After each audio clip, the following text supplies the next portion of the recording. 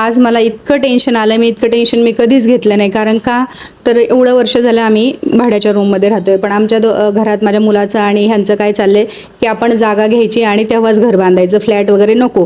पण मी त्यांना सांगते की अरे फ्लॅट घेऊन टाका. कारण का तर आम्ही आता इथे बराच वर्ष झाले आम्ही ह्या फ्लॅटमध्ये आहे, पण इथे कधी काही प्रॉब्लेम नाही झाला आम्हाला. पण आता सध्या आमच्या गाड्यांचं नुकसान करतात ते लोक, कारण इथे खाली गाडी पार्क करायला जागाच नाहीये.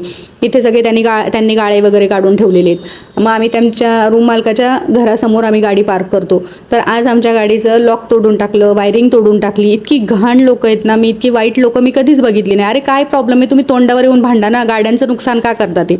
मग मी म्हटलं आज पहिलं जायचं घर बघायला. मग मी आज घर बघायला जाणार होते. मग माझी सगळी घरातली कामं उरकून घेतली. आम्हाला आंघोळ घालायची होती, केस कलर करायचे होते, ते करून घेतले. मग पहिलं जेवण केलं. जेवण करून म्हटलं पहिलं आपण जावा तिकडे.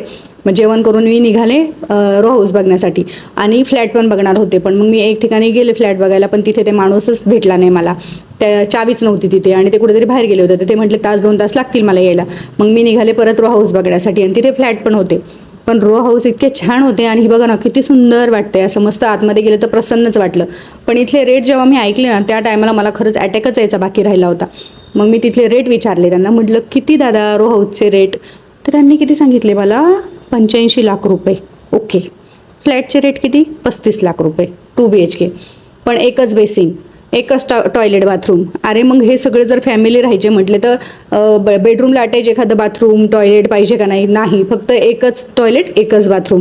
मी म्हटलं हे कसे, म्हटलं सिस्टीम काढलेली आहे ना, मांडणी लावायला जागा आहे ना, फ्रीज ठेवायला जागा आहे, किचन तर अगदी छोटे छोटे.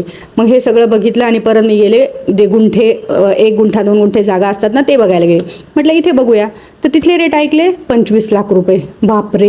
म्हटलं 25 लाख रुपये गुंठा घेतल्यानंतर काय करायचं, कसं बांधायचं, कुठे बापरे. म्हटलं नको, आता पहिलं घरी चला. घरी आले, थंड थंड पाणी पिलं, तोंड हातपाय धुतले आणि आराम केला.